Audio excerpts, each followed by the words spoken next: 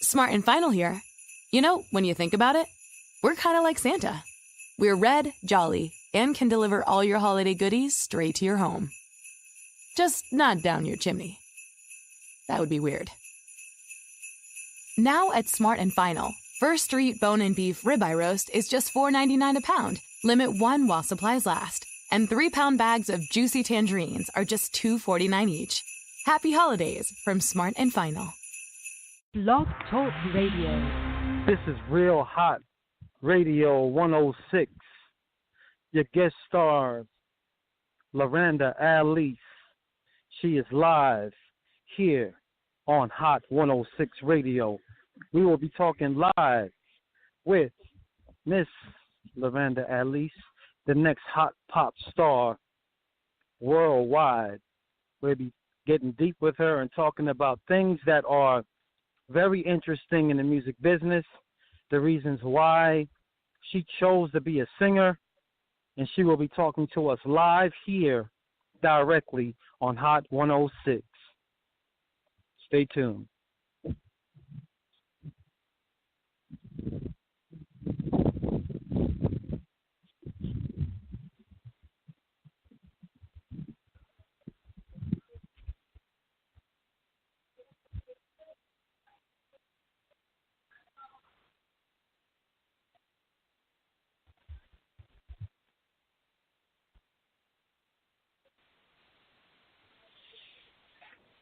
Hello, are we speaking to LyRanda? Hi, this is LyRanda Aalece. Hey, how you doing? I'm good. How about you? Thanks for having me on the show. All right, awesome, pretty awesome. Yes, so welcome to Hot 106 Radio. My name is DJ Payne. We are talking live here on Hot 106. Miss Jones, talk to us about LyRanda Aalece. Talk about why you chose the music business and what was the reasons for you wanting to be a singer? Well, yeah, I can't really say that I chose the music business. I have to say that music chose me. It's something that I've always wanted to do since I was a little girl. So it wasn't a matter of me choosing it. Music is just something that runs through my blood, runs through my family. Everyone on my dad's side, they sing. Some dance, and so this is just really in my blood. It's something that I enjoy. Okay. It's what I love to do, so why wouldn't I do it? Right. So the first day that you actually discovered that you were talented enough to stand in front of the world to sing, tell us about that. The first day I thought I was talented enough. I think when you're young, you believe you can do anything. But my first time really singing in front of anyone was second grade after school care, and I remember singing a Tony Braxton song, and I just wanted to give it a go because all the other kids were doing it, and it's anywhere from kindergarten to fifth grade, and I was able to take the moment, get up there and sing in the after school talent show. And I happened to win it. And I was like, wow, I mean, to see that you have an impact on people that are listening to you sing, watching you perform, I mean, that's when I fell in love with it and thought, hey, this is something I could do. Oh, wow. Yeah. Wow. So was your family very supportive at that moment? Did you tell them that you wanted to be a singer, or like what happened next after that? Well, yeah, I told my parents that I wanted to be a singer. Of course, when you're young, they believe everything's a phase. It's like, it's just a phase. She'll grow out of that. And as I got older, I'm still saying, yeah, I want to sing. And my dad's the type of person who likes to see if you're easily broken. So I remember him taking me to see one of the guys that he used to work for with Warner Records. Not Warner Records, but Warner Records. Frederick Knight was the guy's name, the owner of that company. And he just threw me in the room, and Frederick was like, hey, sing. And I sung for him like there was no problem. And I didn't realize, at the time you're in front of someone who wrote Ring My Bell. I mean, you're in front of people who have helped build legends, and you don't know it. But I sung for him. I think I was like in the 6th grade, and he asked my dad right then and there, like, hey, does she want a deal? And my dad's like, no, because he still believed it was just a phase. So, yeah, of course, I mean, they're supportive. They're supportive, but they're not easily just going to jump behind whatever you want to do. They want to know, can you stick to it? Are you going to be easily broken? Because going after certain goals is not going to be easy. Right. So, yeah, I mean, now, of course, they're extremely supportive. Okay, that's cool. So when would you say was that part of your life where they started taking you serious, where they were like, okay, she's really serious now. We really are 100% behind everything she's doing. Like, what would you say made them say that, or made them snap into that? I have to say it was after I recorded the song Limitless. It's like a pop rock song. You can catch that on my YouTube channel, Spotify as well. But I recorded that song at a local studio. Of course, it wasn't a place where, not like a top-notch studio, but I recorded it and let my mom hear it. And she had tears in her eyes. So we moved on from there, and I got to collaborate with a producer named Jeff Pitzer in Tennessee. And we were able to get it professionally done. And, of course, my dad was still like, it's a really good song. It's catchy. But let's see, like, can you perform in front of a camera? So we set up for me to do a video shoot, and I had to learn how to box, and we had a performance scene with a band, and my parents were there, and people were inviting other people into the shoot, like for the performance scene. And so we went through the performance scene, and I looked over at my dad, and he was just like, yeah, like I'm all in, 100% all in. Like you've completed a 17-hour shoot. You've done this performance scene, and it was amazing. Like, you can do this. I'm 100% in. You're not afraid to do it, so let's go. Oh, okay. That's awesome. That's really awesome. Well, we discovered that online that you made the front cover of a magazine called Real Hot Magazine, which was pretty awesome. Yeah. The picture came out really nice. Tell us about that. Well, I mean, getting the opportunity, especially being an independent artist and someone wanting to put you on the cover of their magazine, I mean, that's amazing. And it can feel a bit overwhelming as well, But, I mean, it was really exciting to be able to be on the cover of that magazine and the spread on the inside, be able to express myself and go through that interview and let you know exactly what inspired me to become a singer, but not just a singer, a pop singer, pop dance artist. So, I mean, it's been a great experience, and I'm looking forward to more things like that coming in the future. Awesome. And so that's another big question for a lot of young African-American females in the music business. There was something that you just touched on regarding pop music. The expectations of a young African-American female is that every person of that genre or, African-American is supposed to sing R&B. And that seems to be a challenge for a lot of young African-American women who don't just want to be put in that one pocket. They want to be different. They want to choose different genres of music. What is your perspective on that? I've dealt with that, with people saying because of your skin tone and the fact that you can dance, you should do R&B. And I found it slightly insulting for someone to put me in a box based on the color of my skin, But I'll tell any artist out there, I don't care what color your skin is, you have to go with what you love. You can't allow yourself to be placed in a box based off of what you look like, because there's a whole world out there that's waiting for something different. So, hey, go for it 100%. If you want to do rock, do it. Pop, do it. Dance, do it. Don't let anyone tell you have to stay in one boat. That's being unfair to yourself to even believe such a thing. But do what you love. Forget what everyone else has to say about it. Right. And how would you feel you would be able to break that mentality of people feeling that way about young African American female singers? Well, like I feel like that mentality is one that's sort of centralized, and it's centralized in the African American community. Other nationalities, they don't see you like that out of the gate. They're waiting to hear what you're gonna, what you have to say, and see what you're gonna do before, they go and judge it and say, well, you should be this or you should be that.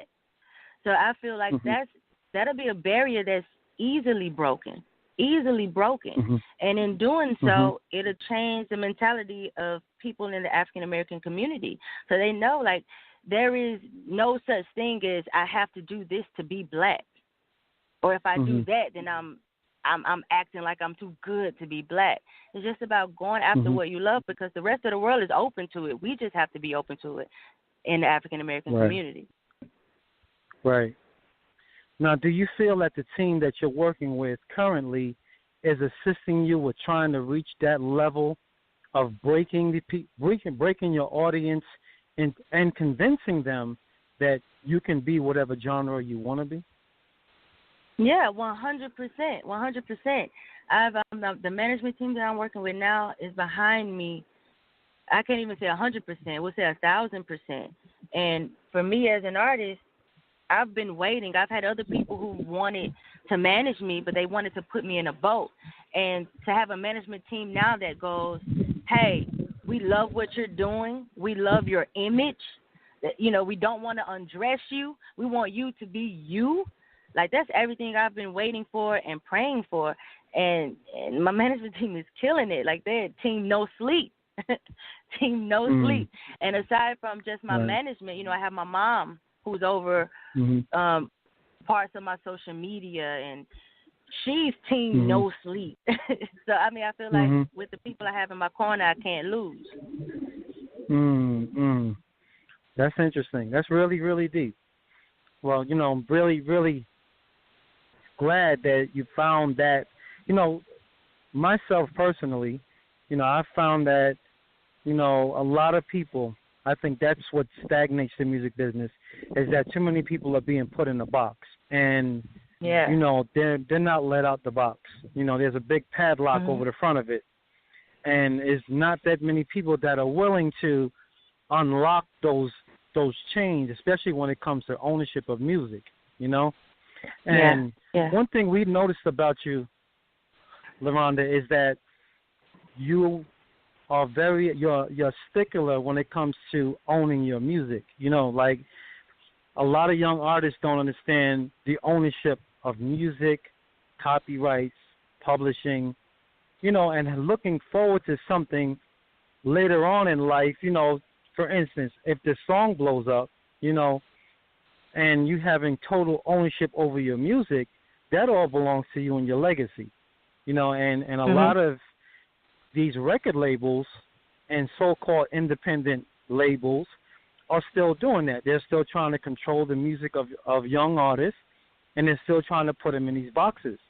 And for you to have that mentality at your, at the level that you're on, is a great thing, because you'll be a motivator one day, and you'll show the world that it doesn't have to be this way. It can be something totally different.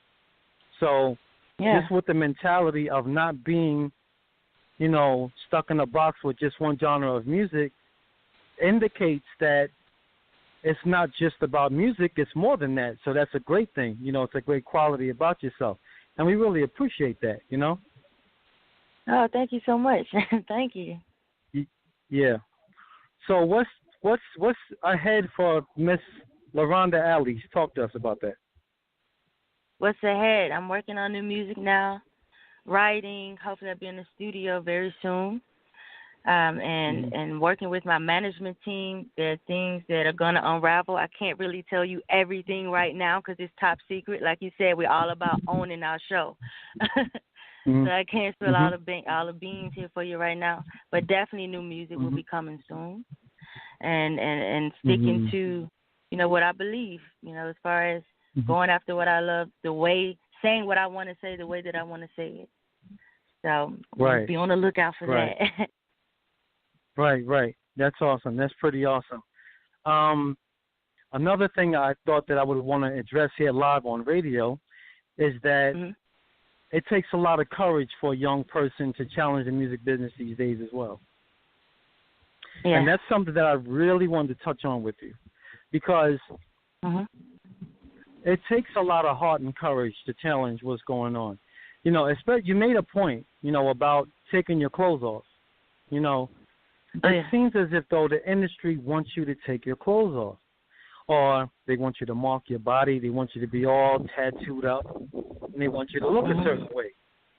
Now, because you're not a person that does have that, how do you feel that you're able to get through the industry without being branded as such?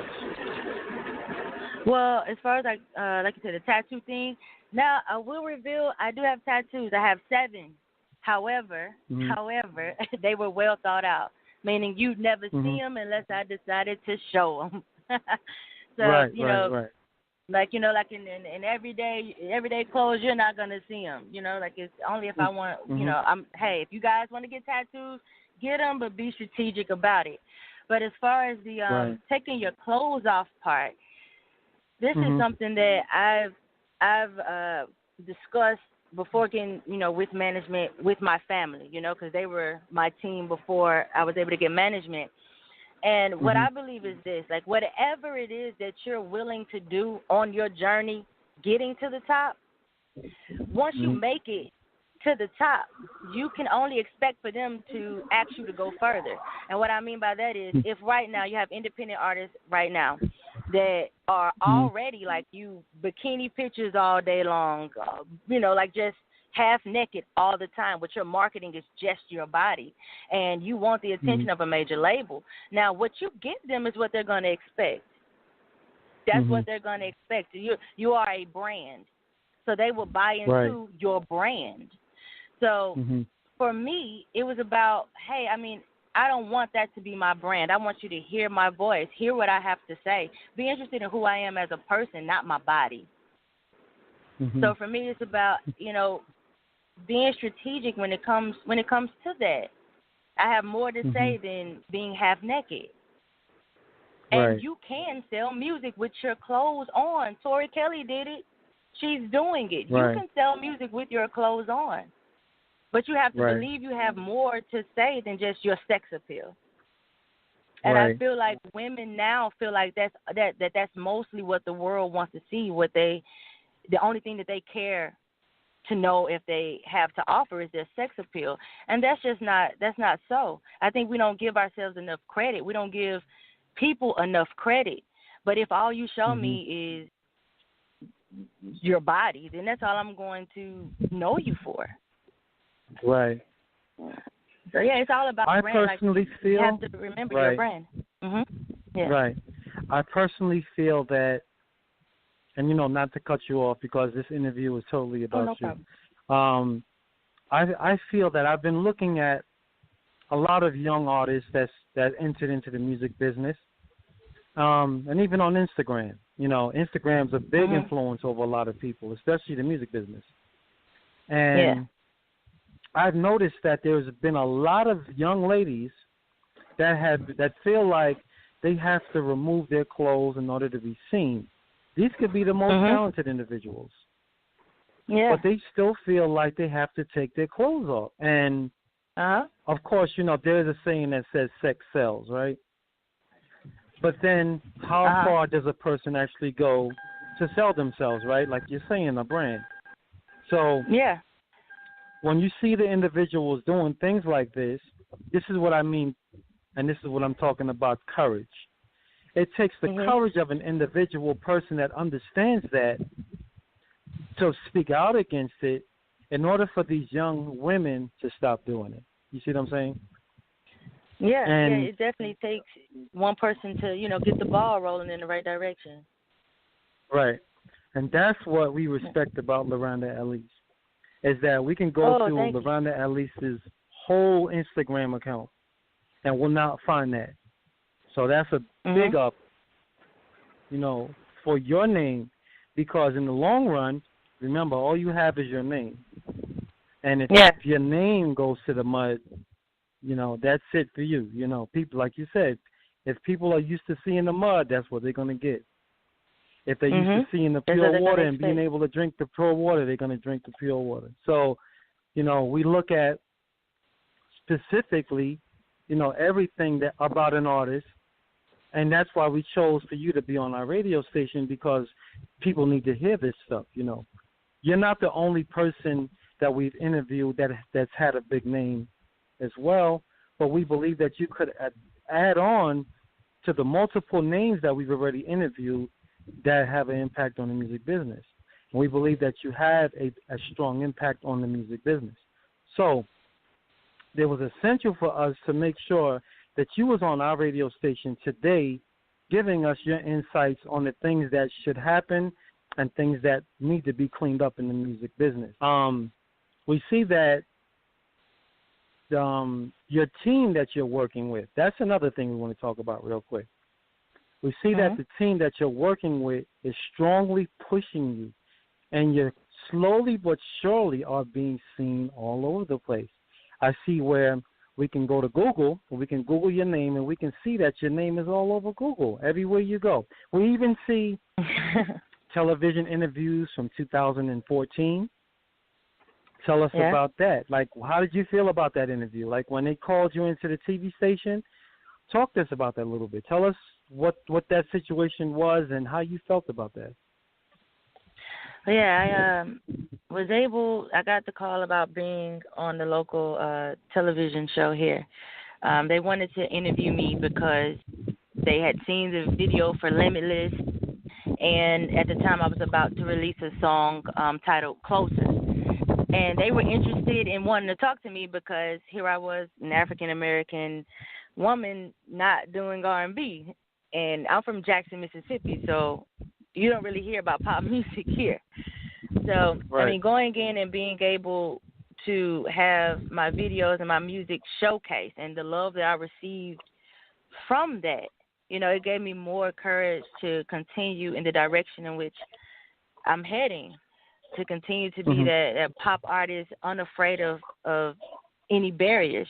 Just from that television interview, I was able to see barriers, coming down just here where I'm from. I'm from the South. Like they say, everything hits the South last. So for people here, who saw that interview, to be, to send out so much love, it was very encouraging. It was a fun experience. I mean, it's one I always remember. It's my first television interview. Right. Yeah. Now, since that situation happened, do people recognize you from that situation, or like, do you have people walking up to you saying, "Hey, I remember you from"? Yeah. Well, like I have like a couple of people that follow me on Instagram. If I'm out somewhere, and they're like, "Hey, yeah, you that girl, LyRanda? Oh yeah, I follow you on Instagram. Keep doing your thing." But most of the people that follow me on Instagram or that seeing those videos, they're from overseas. They're So it's like being here. We're like with my team, we're working on building more of that awareness here in the United States. Right. But it's just that people from overseas have gravitated towards me a lot quicker. I mean, I guess it's because of the fact that they're just so open to new things. But we're working now to build up that awareness here in the United States. Right. That's awesome.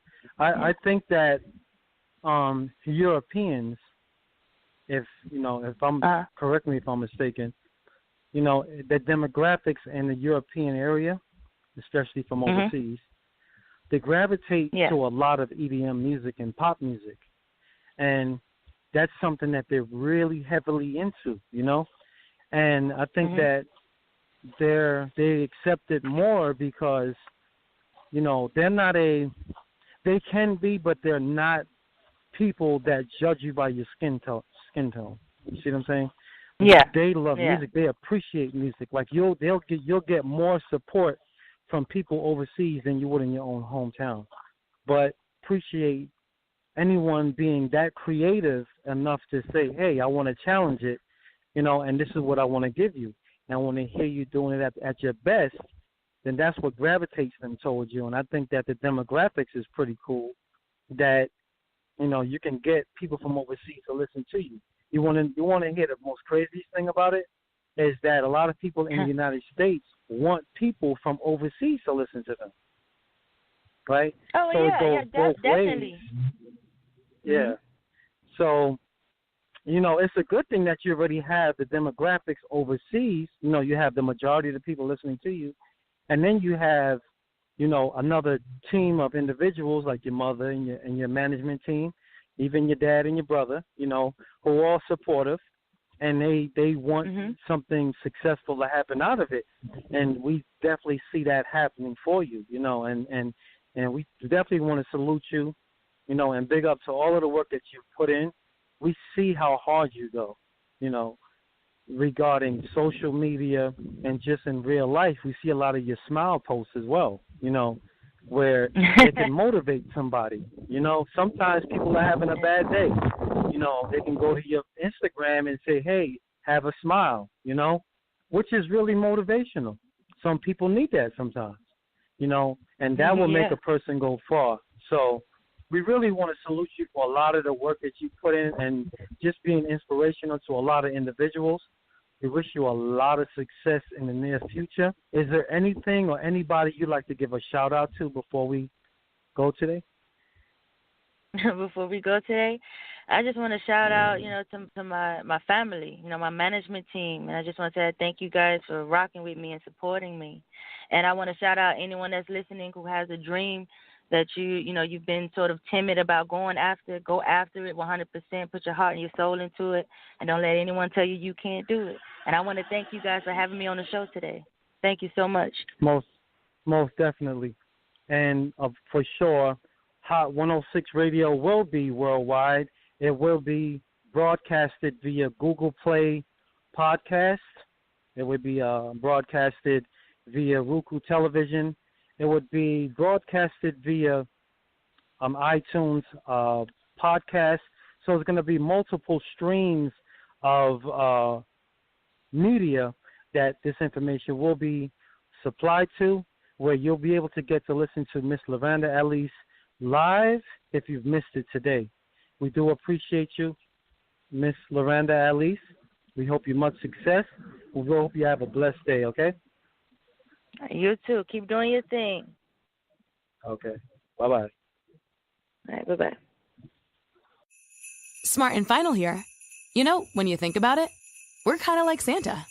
We're red, jolly, and can deliver all your holiday goodies straight to your home. Just not down your chimney. That would be weird.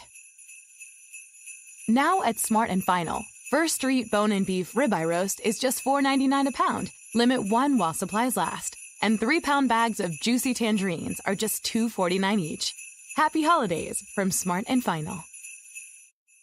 Smart and Final here. When you think about it, we're kind of like Santa. We're red, jolly, and can deliver all your holiday goodies straight to your home. Just not down your chimney. That would be weird.